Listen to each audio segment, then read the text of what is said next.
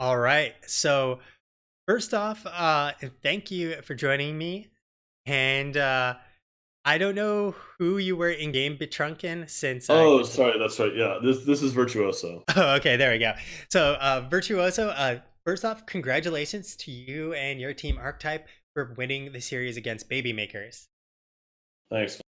Now, how are you guys feeling after that? I mean, that seemed like for obviously game one, you guys looked fantastic. Game two, it looked like you guys struggled a lot there, and then game three, it looked like you struggled a lot there as well. But then you came in with the capitalization on some critical mistakes. So, are you guys feeling good going into the next playoff series, or are you guys a little shaken up after this? Well, right now I'm definitely shook, but before I say anything else, I just want to say shout outs to Baby Makers. I mean, over the course of the season, I don't know if there's some roster changes or what or other things, but they really upped their game, and that was a really fun set. Uh, but yeah, we're still, I guess, trying to find our groove a little bit with the loss of Ragnarok and with the inclusion of Super Flip for all of our games rather than just our subs. So uh, yeah, I'm glad today was what it was. It's a little bit of a wake up call for us, and I think we'll be feeling good going into the next game, partially because of this. Yeah, that's good to hear. So, game one, you guys seemed like you've practiced Towers of Doom quite a bit. Your macro was out of this world, I gotta say. Like, have you? Is this your map? Like, basically, you guys have deemed Towers of Doom. This is our map, and no one's going to win against us here. Um, well, unfortunately, that's not quite true because we lost a map on Towers to Stepdads. But the yeah, we feel very confident on there. Our drafting and our shot calling is very confident there. I'm a little bit surprised that Shrines was banned against us instead of Towers. That could just be a comfort thing for them. But yeah, Towers is pretty comfortable for us. Yeah. So, how were you guys feeling in game one in terms of like when you drafted everything? Did you feel like you guys got what you wanted, and that were you concerned with their draft? Because obviously Kel'Thuzad is not very common, and Tyrael is also not a very common choice either. Or were you guys kind of like, meh, this is weird, but like it doesn't scare us? Yeah, I was a little concerned when we saw the Tyrael pick initially, Hmm. but then when we found out it was their offlaner rather than the main tank, we immediately were like, "Oh, this is fine," because we still had some good options to move into as far as like the Dahaka was still up. So we just kind of shifted it. We knew that the only way they could win was off of a good team fight, which is most Tyrael comps. Uh, and they did get the better of us in like one fight on bottom, but thankfully it didn't turn into anything. And we kind of knew we could out macro that Yeah, style of draft. yeah, it definitely showed. They had Kel'Thuzad, which is weak until he gets his 30 stacks. And then, like you pointed out, they had a Tyrael in an off lane, which always gave you a 5v4 advantage at any point that you wanted to invade, which you Yeah, guys just continuously did over and over, taking their sappers immediately in the early game and just kind of like, I feel like, snowball the game out of control for you guys just right off the first sapper camp. yeah, Now, definitely. game number two. Obviously that game didn't go uh as planned. It was kind of like an up and down to a certain degree Mhm. where you guys hit, I'd almost say, like a high point around the early game and then start slipping down, but then like start getting some kills in some of the fights again in the later parts. But obviously they maintain mostly the control there. Is there anything you guys feel like you did really wrong, or that Baby Makers did really right, that you try and change up next time against another opponent if you had the same draft or face the same exact team comp? Um. Well, yeah, that's a good question. I think we were in a winnable position for most of the game. I think we just the second we started losing, things got a little frantic and kind of we got snowballed on, plain and simple. So I wouldn't change too much. Maybe some tweaks to our draft in when faced against or when going up against something like that. But no, I think it was more execution than it. That's fair. Yeah, one of the things that looked like was just maybe some miscommunication in when Lawlens rotated down for that kill prior to level 7 on the side of Baby Makers. Yeah. That was definitely, I think, a key moment for them to start swinging momentum in their favor. That when they had the Mhm.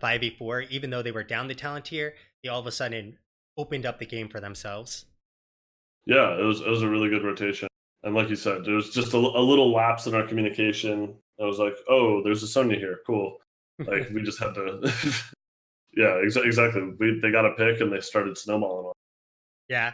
Now, where are you guys? So, like, one of the things I was saying during the game uh, was that I feel like even though Planet Cracker does clear up the camp, that it basically creates a scenario for you guys that you were fighting 5v4 in team fights in the sense that you had 4 heroics facing off against 5 heroics. Did that concern you guys at all that you had to continuously use Planet Cracker as solely a defensive tool rather than trying to hold on to it for the taunt into Planet Cracker combo?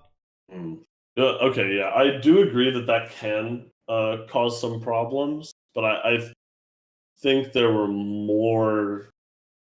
I think there were more glaring issues with our team fights in that game than just the planet crack. I think we were totally fine. Like Hmm. just compositionally, could have won those team fights fine. We just weren't on the same page about how to play those fights. Is what I'm gonna go with. That makes sense. So, obviously, how are you guys feeling going into game number 3? Since that was probably, like you said, you felt like you guys could have won that game. Execution issues in how it played out. Did you guys just shake it off and we're like, okay, we just need to fix, X, Y, and Z going into game 3 because we feel like we could have won that game? Yeah, yeah. I don't think it affected us too much because we knew that for a decent portion of that game we were in control. Nothing really had changed. Uh, we just knew we had to go out there and play our game, which for us means drafting something that's a little more team fight centric. The God, sorry, I can't words. The Li Ning ban in their third ban slot was really really good. That caught us by surprise, and we had to adapt a little bit in draft. But uh, other than that, we pretty much got what we wanted. Yeah, that makes sense. So in game 3, okay, so you guys drafted the team fight comp. So tell me Mhm. a little bit about that draft. Obviously, you drafted Arthas. Have you guys decided that Arthas is in general a good solo laner and just generally good for the team fight, or was it also because you're trying to lock down, Cassia, more roots on Cassia, more stun and CC? Cassia is easy kill at that point since she has no armor. Was that what you were going for there with the triple melee? Um, I just think that generally on maps that you can get away with it. So like the laning phase isn't super long Mhm. on Battlefield, and you don't have to like rotate and double soak or anything like that. Uh, Arthas is pretty much always on the table. He's really, really after the most recent changes, really, really tanky and hard to deal with. Yeah. Uh, so we just wanted to get in there and brawl. What's better for that than somebody who doesn't let them run away, right? That makes sense. So, how do you feel your team actually did on that front? Because it felt like, let's see, like at least 70% of the game, even though you guys were trading at certain points, that they were Mhm. winning more of those team fights. And obviously, they took that early-ish keep, 16 to 15, Yep. and had a decent lead overall. Do you think that the team comp worked for you guys, or do you think that you'd actually go back and rework it? I wouldn't change a thing about that draft. I don't think the team fights that we lost in the early to mid game were so damn close. Mhm. Like they were just the one where uh where Odin was flanking and got turned on. He just got hit with like the tip of the sleep from Deckard, and then like couldn't press R a single time for his ult, and then got like there were just so many little things like that that I knew that we could still win a fight. Mm-hmm. We just needed to get that fight, and then eventually we got enough done that we could get an objective, took a fight around the objective, and were able to run it down. I knew that was always there for that comp, so it was stressful being behind for sure. But no, I think more or less things still turned out the way we ended with a fight. That's what happened. Okay. Yeah. So, how do you guys generally handle draft? Is it kind of like a team thing? Do you guys have one person who does drafts and or same person or different person do shot calling?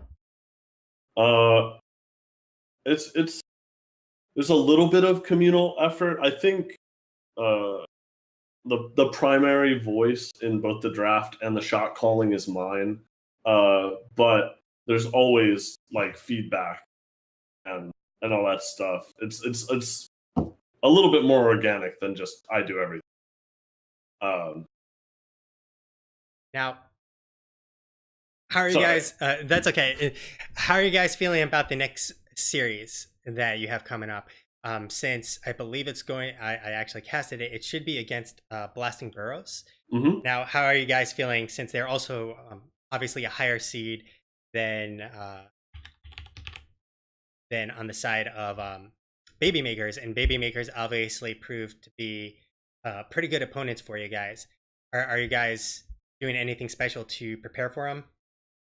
I mean, outside of our normal scrimming and whatnot, nothing too special. And as far as I think we're ready. We just our synergy is continuing to evolve with the new 5-man, and yeah, I think Baby Makers came out and really surprised us tonight with how much they have improved since the last time we played them. And watching the games, it looks like Burrows are more or less consistent with our expectations. So I think we're feeling pretty good going into the series. Okay, awesome.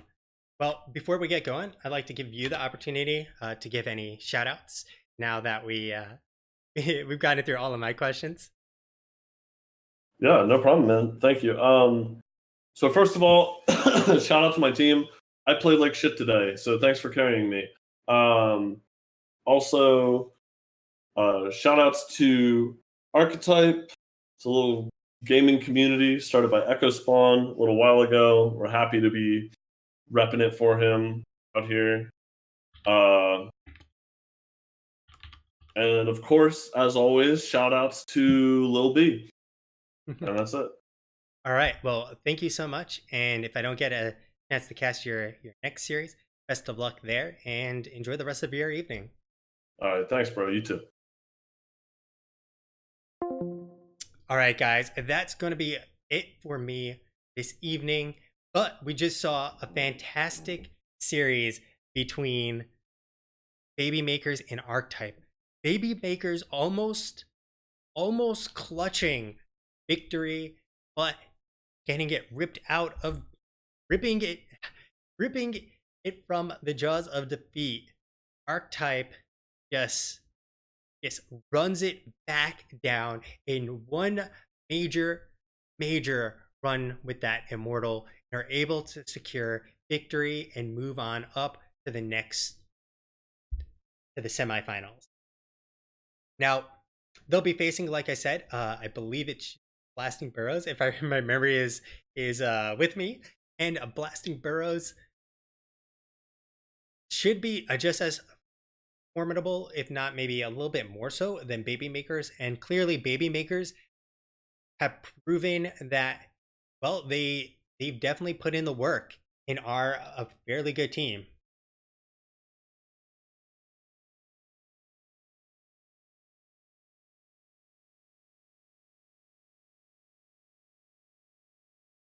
Now, before we get going, we still have the replays from the last game, which are super hype. So I hope you're all, ready to relive those moments.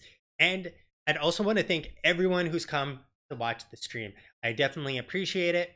And even more so, I appreciate all those people who continue to come to my cast, all the people who give me feedback and let me know if they enjoy the cast. And if you did enjoy it, please follow, please maybe even subscribe, and come back. The most important thing, come back for more casts. I'm not here to cast to myself. I'm not here to cast to Panda. I'm here to cast all of you. And hopefully you've all enjoyed your evening here with me, Archetype, and the Baby Makers, because you'll be able to see me cast some more games in these playoffs before that'll be it for the season for me. Unfortunately, I won't be allowed to cast any the finals, so only semifinals, and that'll be it for me this season. You can catch me here. I'm Akama. You can also catch me on YouTube and on Twitter. Twitter is normally where I'll throw up what games and what matches I'm casting. So hopefully you'll all come back to catch them once again. And once again, thank you all and enjoy the rest of your evening and relive those hype moments.